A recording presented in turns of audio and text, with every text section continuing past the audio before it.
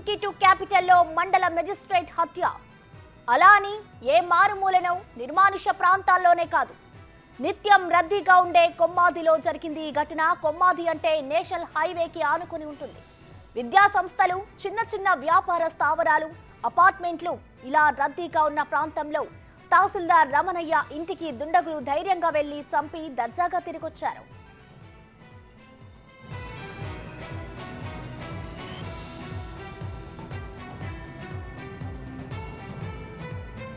దాడికి సంబంధించిన దృశ్యాలు అపార్ట్మెంట్ సెల్లార్లోని సీసీటీవీ ఫుటేజ్లో రికార్డ్ అయ్యాయి. సుమారు రాత్రి 10:15 ఫోన్ రావడంతో తహసీల్దార్ ఫ్లాట్ నుంచి కిందకు వెళ్లారు. అక్కడ ఒకరితో 10 నిమిషాల పాటు సీరియస్ డిస్కషన్ జరిగింది.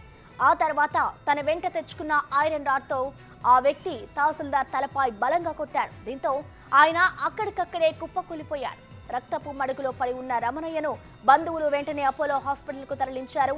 రమణయ్య చికిత్స పొందుతూ మృతి చెందాడు. డాగ్ స్క్వాడ్, క్లూస్ టీంతో పోలీసు కమిషనర్ రవిశంకర్ సంఘటనా స్థలాన్ని పరిశీలించారు. ఈ ఘటనపై ఆయన సీరియస్ అయ్యారు. ల్యాండ్ ఇష్యూలో భాగంగా గొడవ జరిగి ఉండొచ్చని పోలీసులు అనుమానం వ్యక్తం చేస్తున్నారు. ఇక నిందితుల కోసం ప్రత్యేక బృందాలతో పోలీసులు గాలిస్తున్నారు.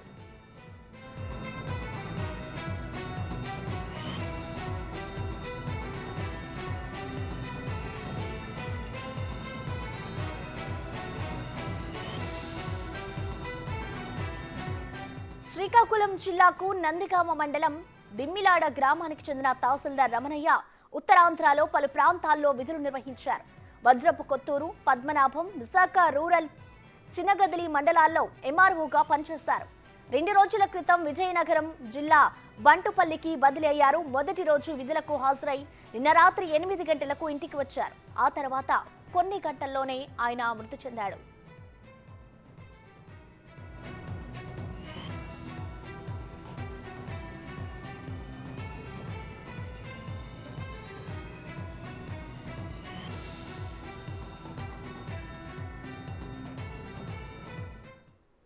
విధులు ముగించుకొని ఇంటికి వచ్చిన సమయంలో గుర్తు తెలియని వ్యక్తి ఒక ముగ్గురు వచ్చి ఫోన్ చేసి కిందకి రమ్మని, ఎవరో పూజారి గారట ఎవరో వచ్చారట, ఆయన పిలిచారు. ఈయన వచ్చారు, మాట్లాడి ఆయన వెళ్ళిన తర్వాత ఇంకెవరో మాస్క్లో వచ్చి బలమైన ఆయుధంతో కొట్టడం జరిగింది. వాళ్ళిద్దరు ఏదో సంథింగ్ డిస్కస్ చేసుకున్నారు, అది మనకు తెలియదు.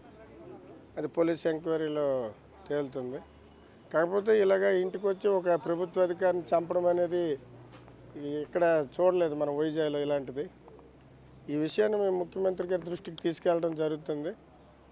ముఖ్యమంత్రి గారు వాళ్ళకి తగిన న్యాయం చేస్తారని మేము.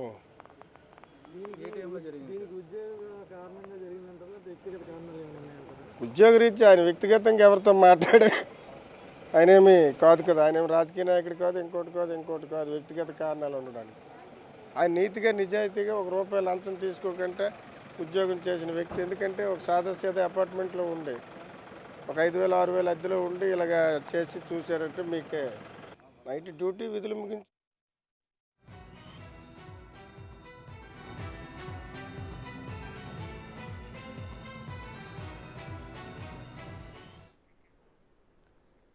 ఇక ఈ దారుణ హత్యకు సంబంధించిన కంప్లీట్ డీటెయిల్స్ వైజాగ్ నుంచి మా ప్రతినిధి రాజు అందిస్తారు. రాజు, చెప్పండి, అసలు తహసీల్దార్ని ఎందుకు హత్య చేశారు? ఇటు పోలీసులు చెప్తున్న దాని ప్రకారం చూసుకుంటే ల్యాండ్ ఇష్యూనే ప్రధాన కారణంగా అని చెప్తున్నారు. అసలు వాస్తవంగా ఏం జరిగింది? ఇటు తహసీల్దార్ కుటుంబ సభ్యులు ఏం చెప్తున్నారు రాజు? అంటే పోలీసులే కాదు, కుటుంబ సభ్యులే కాదు, ఎవరి నోట అంటే అన్నా కూడా ఒకటే వినిపిస్తుంది. ఖచ్చితంగా ఇది ల్యాండ్కి సంబంధించినటువంటి ఇష్యూగానే ప్రధానంగా కనిపిస్తున్నటువంటి పరిస్థితి కనిపిస్తుంది. ఒక మండల మ్యాజిస్ట్రేట్ అయినటువంటి రమణయ్యను హత్య చేసినటువంటి ఉదంతం చూసినా కూడా అది ఎన్నో అనుమానాలకు తావిస్తున్నటువంటి పరిస్థితి కనిపిస్తుంది. చూస్తున్నాం కదా, ఇది చరణ్ క్యాస్టల్లో చిన్నగదిలికి సంబంధించినటువంటి ఆ ఏరియాలో, కొమ్మాది ఏరియాలో ఉన్నటువంటిది మనమైతే చూడొచ్చు. అంటే ఇంత పెద్ద అపార్ట్మెంట్లో నివాసం ఉంటున్నటువంటి ఆ తహసీల్దార్ని ఒక డ్యూటీ ముగించుకుని, అంటే 2 రోజుల క్రితం జరిగినటువంటి ఎన్నికల బదిలీల్లో విజయనగరం వెళ్ళినటువంటి తహసీల్దార్ రమణయ్య తన విధులు నిర్వహించుకుని ఇంటికైతే చేరుకున్నటువంటి పరిస్థితి ఉంది. దాదాపుగా 8:15 సమయంలో ఇంటికి వచ్చినటువంటి రమణయ్యని 10:15 నుంచి 30 ఈ వ్యవధిలోనే ఫోన్ చేసి కిందకైతే రప్పించారని ఇక్కడ ఉన్నటువంటి వాచ్మెన్, అదేవిధంగా కుటుంబ సభ్యులు కూడా చెప్తున్నారు. సీసీ కెమెరాలో రికార్డ్ అయినటువంటి విజువల్స్ను కూడా మనం గమనించి చూస్తే దీనిలో ఖచ్చితంగా స్పష్టంగా కనిపిస్తుంది. కనిపిస్తూ ఉంది. తహసీల్దార్తో దాదాపుగా ఒక 10 నిమిషాల పాటు దానిలో వాళ్ళు వాగ్వివాదానికి చేస్తున్నట్లుగా ఉన్నారు. ఆ విజువల్లో కూడా ఒక వ్యక్తి, అంటే ముందుగా ఒక వ్యక్తి అయితే రావడం జరిగింది. తర్వాత ముగ్గురు వ్యక్తులు ముసుగు ధరించి వీళ్ళైతే రాడ్డుతో దాడి చేశారని చెప్తున్నారు. ఒకసారి సంఘటన జరిగినటువంటి ప్లేస్ని కూడా చూపించే ప్రయత్నం అయితే చేస్తాను. ఎందుకంటే సంఘటన జరిగినటువంటి ప్లేస్లో సీసీ కెమెరా కూడా ఎదురుగా ఉన్నటువంటిది అయితే చూస్తున్నాం. ముఖ్యంగా చూస్తే ఈ ల్యాండ్ వివాదాలకు సంబంధించి ఈ ఒక్క చోటనే కాదు, గడిచిన సంవత్సర కాలంలో కూడా దాదాపుగా ఇదే ప్రాంతంలో ఇదే పోలీస్ స్టేషన్ పరిధిలో 5 ఇదే విధమైనటువంటి మర్డర్లు జరిగినటువంటి పరిస్థితి అయితే ఉంది. స్వయాన విశాఖ ఎంపీ ఎంవివి సత్యనారాయణ కూడా వాళ్ళ ఫ్యామిలీ కిడ్నాప్ కూడా ఇదే ప్రాంతానికి సంబంధించినటువంటి ఏరియాలో జరిగిందంటేనే అర్థం చేసుకోవచ్చు దీని పరిస్థితి. ఇప్పుడు నేను ఉన్నటువంటి ప్లేస్ను ఒకసారి చూపిస్తాను. ఇది సంఘటన జరిగినటువంటి, అంటే రాడ్తో దాడి చేసి హత్యకు గురైనటువంటి ప్లేస్ ఇది. మనకి ఎదురుగా కనిపిస్తుంది కదా సీసీ కెమెరా. ఈ సీసీ కెమెరాలోనే జరిగిన మొత్తం ఉదంతమంతా కూడా రికార్డ్ అయినటువంటి పరిస్థితి అయితే ఉంది. ప్రస్తుతము పోలీసులు సీసీ కెమెరా ఆధారంగా ఎవరెవరు వచ్చారు ఏంటనే దాని మీద విచారణ అయితే కొనసాగిస్తున్నారు. ముఖ్యంగా చూస్తే ఒక పూజారి, అంటే బంధువులు చెప్తున్నటువంటి దాని పరిస్థితిని బట్టి ఒక పూజారి ముందుగా ఫోన్ చేసి వచ్చి ఈ తహసీల్దార్ని కిందకి రప్పించి ఆయనతో మాట్లాడి వాగ్వివాదానికి చేశారని తెలిసిన తర్వాత ముసుగు వేసుకున్నటువంటి ముగ్గురు వ్యక్తులు రాడ్డుతో దాడి చేయడం వల్ల ఈ ప్రమాదం జరిగిందని తెలుస్తున్నటువంటి పరిస్థితి అయితే ఉంది. ఇప్పటికే సిపి రవిశంకర్ పూర్తి స్థాయి దర్యాప్తుకైతే ఆదేశించినటువంటిది మనమైతే చూడొచ్చు. ఎందుకంటే ఒక మండల మ్యాజిస్ట్రేట్ అయినటువంటి రమణయ్యను ఈ విధంగా హత్య చేశారంటే ఇక సామాన్యుల పరిస్థితి ఏంటనేది ప్రశ్నలు లేవనెత్తుతున్నాయి. ఇప్పటికే కలెక్టర్ మల్లికార్జున కూడా ఈ ఘటనపై సీరియస్ అయినటువంటి పరిస్థితి కనిపిస్తుంది. ముఖ్యంగా ఈ సంఘటన జరిగినటువంటి ఆ తీరుని గమనించి చూస్తే ఇది ఖచ్చితంగా ల్యాండ్ వివాదాలకే సంబంధించినటువంటిగా తెలుస్తుంది. ఎందుకంటే తహసీల్దార్గా ఉన్నటువంటి రమణయ్య ఈ ల్యాండ్ కన్వర్షన్స్ విషయంలో కానీ లేదా కొన్ని డాక్యుమెంటేషన్స్ విషయంలో కానీ వివాదాలు తలెత్తు ఉంటాయి. దీనిలో భాగంగానే ఈ వివాదం జరిగి ఉండొచ్చు.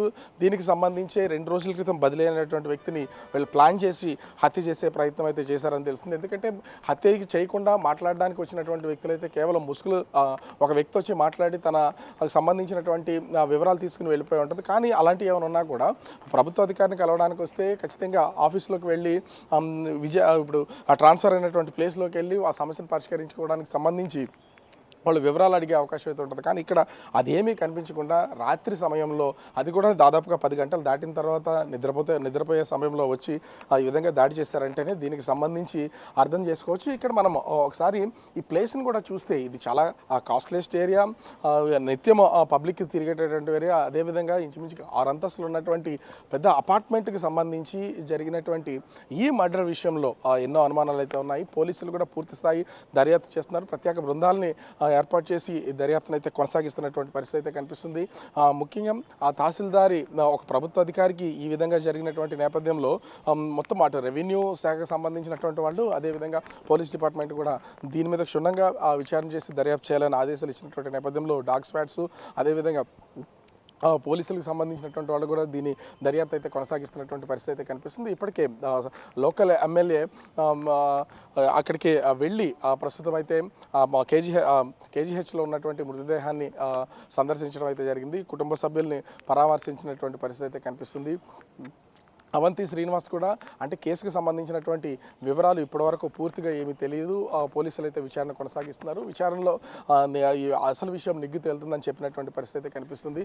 ఇంత భారీ అపార్ట్మెంట్లో సీసీ కెమెరాలు, అదేవిధంగా ఇక్కడ ఉన్నటువంటి వాచ్మెన్స్ వీళ్ళందరూ ఉన్నటువంటి ఆ తరుణంలో కూడా ఎట్లాంటి అలికిడి లేకుండా దాదాపుగా రాజు, మనం సీసీటీవీ ఫుటేజ్ విజువల్స్ గమనించినట్లయితే ముగ్గురు వ్యక్తులు అయితే తహసీల్దార్ రమణయ్యకి కాల్ చేసి కిందకి పిలిచారు. సో ఈ ఘటన జరిగినప్పుడు అక్కడ సెక్యూరిటీ కానివ్వచ్చు, అలాగే అంటే అపార్ట్మెంట్ చూస్తే కూడా ఒక బందోబస్తు అనేది ఉంటుంది. అంటే బందోబస్తు అంటే సెక్యూరిటీ కూడా ఉంటుంది. సో సెక్యూరిటీ లేని టైంలోనే ఈ విధంగా 10 గంటల కంటే నాకు తెలిసి అంత తొందరగా ఎవరు కూడా పడుకోరు.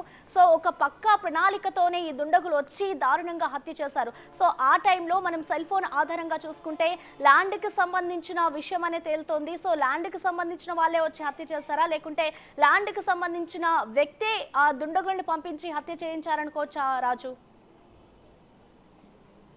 అంటే దీంట్లో ఇంకా పూర్తి వివరాలు తెలియాల్సి ఉంది. నేరుగానే స్థల వివాదం ఉన్నటువంటి వ్యక్తి ఇక్కడికి వచ్చారా, లేకపోతే వేరే స్థల వివాదానికి సంబంధించి స్థలానికి సంబంధించినటువంటి వ్యక్తి వేరే ఉండి కిరాయి గుండాలను పంపించి ఈ హత్య చేయించారని తెలియాల్సి ఉంది. ముఖ్యంగా చూస్తే సెక్యూరిటీ విషయంలో కూడా చాలా ఎక్కువ సెక్యూరిటీ, ఒక సీసీ కెమెరాలు ప్రతి అపార్ట్మెంట్లోనూ సీసీ కెమెరాలు ఉంటాయి. ఖచ్చితంగా ఇక్కడ వాచ్మెన్ ఉంటారు. దీనికి ఆనుకునే అంటే కేవలం 100 మీటర్ల దూరంలోనే ఒక సినిమా థియేటర్ కూడా ఉన్నటువంటిది అయితే ఉంది. దీనిలో ఇంచుమించుగా ఇది మల్టీప్లెక్స్ కావడంతో చాలా థియేటర్స్ ఉంటాయి. నిత్యము సినిమాకి వచ్చే వాళ్ళు కూడా ఉంటారు. మల్టీప్లెక్స్ సంబంధించినటువంటి థియేటర్లో ఇంచుమించుగా 10:30 వరకు కూడా షోలు స్టార్ట్ అయ్యే అవకాశం ఉంటుంది. దీన్ని గమనించిన ఈ రోడ్లో నిత్యం పబ్లిక్ క్రౌడ్ అనేది ఖచ్చితంగా ఉంటుంది. అయినా కూడా అంటే ఒక పక్కా ప్రణాళికతోనే ముందస్తుగా వీళ్ళు ప్లాన్ చేసుకుని ఈ హత్యని చేయాలనే ఆలోచన ఉన్నటువంటి నేపథ్యంలో దీన్ని బేస్ చేసుకుని వచ్చినటువంటి వాళ్ళు ముందు అంటే ఒక్కసారిగా 4-5 వస్తే ఖచ్చితంగా కింద ఉన్నటువంటి వాచ్మెన్కి కానీ లేకపోతే అక్కడ బయట తిరుగుతున్నటువంటి వాళ్ళకి కానీ అనుమానం వచ్చే అవకాశం అయితే ఉంటుంది. ఈ నేపథ్యంలోనే సింగిల్ పర్సన్గా ఫస్ట్ వచ్చి ఫోన్ చేసి తహసీల్దార్ని అపార్ట్మెంట్లోంచి కిందకైతే రప్పించినటువంటి పరిస్థితి అయితే ఉంది. కుటుంబ సభ్యులు కూడా మనం ఆ విజువల్లో చూడొచ్చు. కుటుంబ సభ్యులు ఇప్పుడే వాళ్ళ బంధువులు అదేవిధంగా వైఫ్ వీళ్ళందరూ కూడా కేజీహెచ్కి వెళ్తున్నటువంటి పరిస్థితి అయితే మనం చూడొచ్చు. తరలిస్తున్నారు. ఎందుకంటే ఇంటి లోపల ఉన్నటువంటి వాళ్ళకి కింద ఏం జరుగుతుంది అనేది తెలిసే అవకాశం అయితే లేదు. ఈ గొడవ జరిగినటువంటి సమయంలో కానీ అదేవిధంగా వీళ్ళు ఆ గొడవ జరిగిన తర్వాత వీళ్ళకి సంబంధించి రాడ్డుతో దాడి చేయడం కానీ దాడి చేసిన తర్వాత హాస్పిటల్కి అంటే కింద పడిపోయి అపస్మారక స్థితిలోకి వెళ్ళిన తర్వాత వాచ్మెన్ చూసి పైకి వెళ్ళి కుటుంబ సభ్యులకైతే తెలియజేసినటువంటి పరిస్థితి అయితే ఉంది. సో ప్రస్తుతం అపోలోలో చికిత్స పొందినటువంటి రమణయ్య మృతి చెందారని తెలియడంతో తన్ని కేజీహెచ్కి అయితే తీసుకెళ్లి పోస్ట్ మార్టం కార్యక్రమాలు అయితే నిర్వహిస్తున్నారు. ఇప్పుడే కుటుంబ సభ్యులైతే హాస్పిటల్కి వెళ్తున్నటువంటి పరిస్థితి అయితే ఉంది. అయితే దీనికి సంబంధించి పూర్తి కారణాలు అనేది ఎవరికీ తెలిసే అవకాశం అయితే లేదు. ఎందుకంటే అక్కడ ఏ వాగ్వివాదం జరిగింది, స్థల వివాదం అయితే ఏ స్థలానికి సంబంధించినటువంటి వివాదం జరిగింది అనేది తెలియాల్సి ఉంది. ఇప్పటికే పోలీసులు అయితే దీని మీద పూర్తి స్థాయి విచారణ అయితే కొనసాగిస్తున్నారు. ముఖ్యంగా ఈ హత్యకు సంబంధించి జరిగినటువంటి విషయంలో ఎన్నో అనుమానాలు ఉన్నటువంటి నేపథ్యంలో పోలీసులు అయితే క్షుణ్ణంగా దర్యాప్తు చేస్తున్నటువంటి పరిస్థితి అయితే కనిపిస్తుంది. అంటే మరి కొద్దిసేపట్లో అంటే ఇప్పటికే దాదాపుగా 4 పోలీసు బృందాలను ఏర్పాటు చేసినటువంటి పోలీసులు నిందితులు ఎవరనేది గుర్తించే పనిలో అయితే నిమగ్నమైనటువంటి పరిస్థితి కనిపిస్తుంది. ముందు అసలు వచ్చినటువంటి వ్యక్తి ఎవరు, మాట్లాడినటువంటి వ్యక్తి ఎవరు, తర్వాత ముసుగులేసుకు వచ్చినటువంటి వ్యక్తులు ఎవరు తెలియాల్సి ఉంది. వచ్చినటువంటి వ్యక్తిని కనుక ఐడెంటిఫై చేస్తే ఖచ్చితంగా వెనకున్నటువంటి ఆ ముగ్గురు దాడి చేసినటువంటి వాళ్ళు వివరాలు తెలిసే అవకాశం ఉంటుంది. కానీ వీళ్ళ నలుగురే ఈ స్థల వివాదానికి సంబంధించినటువంటి వ్యక్తులా లేకపోతే ఇంకా వెనక ఎవరి నుండి దీనికి దాడి చేయించారనేది కూడా తెలియాల్సి ఉంది. ఒక ప్రభుత్వ అధికారిని హత్య చేసినటువంటి నేపథ్యంలో పోలీసులు అదేవిధంగా జిల్లా కలెక్టర్ కూడా దీని మీద చాలా సీరియస్గా ఉన్నటువంటి పరిస్థితి అయితే ఉంది. కుటుంబ సభ్యులు కూడా సీఎం జగన్మోహన్ రెడ్డికి తెలియజేశాము, ప్రజాప్రతినిధుల ద్వారా దీని మీద మాకు న్యాయం చేయాలని వీళ్ళైతే కోరుతున్నటువంటి పరిస్థితి అయితే కనిపిస్తుంది. Prasanna. Right, thank you Raju.